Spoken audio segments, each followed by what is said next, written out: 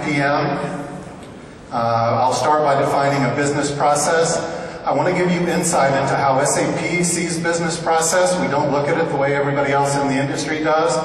And finally, it's really a thrill for me to show you a product we're bringing to market this year that will allow your organization to model and execute business processes. So, first, I think it's always a good idea to get folks on the same page about what a business process is. And there are a bunch of definitions. I'm going to provide one that I think is pretty simple today, but you'll see it's pretty robust. I'm going to start by defining a process itself. So, a process is simply something that turns inputs into outputs. Done. That's simple. Let me give you some examples. There's a process that takes light energy and turns it into chemical energy. And if you remember back to biology in junior high, we call that photosynthesis. One of my favorite processes takes barley, hops, water, and yeast, turns it into beer. Yeah. I resemble that remark. It's called brewing. And kind of come back to reality, there's a process that takes an order, turns it into money in your bank account, hopefully. We usually just refer to that as order to cash. So we have a very simple definition for a process. Inputs into outputs. And by the way, most processes don't do things in just one go. There's typically a series of intermediate inputs and outputs. So when does a process become a business process? I would say it's a business process when I can describe it in business terms.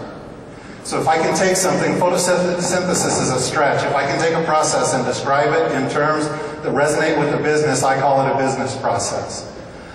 And along those lines, I am not going to define it just in terms of XML, of XSLT, of EDI types. These are technical concepts. I can describe some element of a process that way, but to me it's not a business process. It's a business process when I talk about things that business people get. So for our order to cash example, I would talk about an order, customer, supplier, invoice. These things resonate with the business. And they really give me as much semantics as I need to describe an executable process.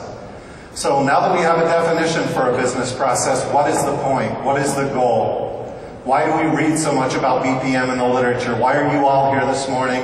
And why did I come from Volvo to talk to you? Well, we think it's pretty clear that the goal of BPM is business agility. That's the only reason to do it, and clearly the key value proposition. So if you're doing BPM and you're not getting business agility out of it, I would humbly submit that you're doing something wrong.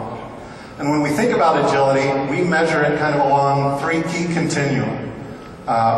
One is structure.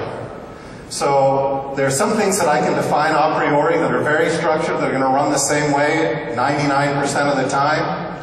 On the other side, I have things that I handle with email. I ship spreadsheets around, we all do it. I may use a collaboration space.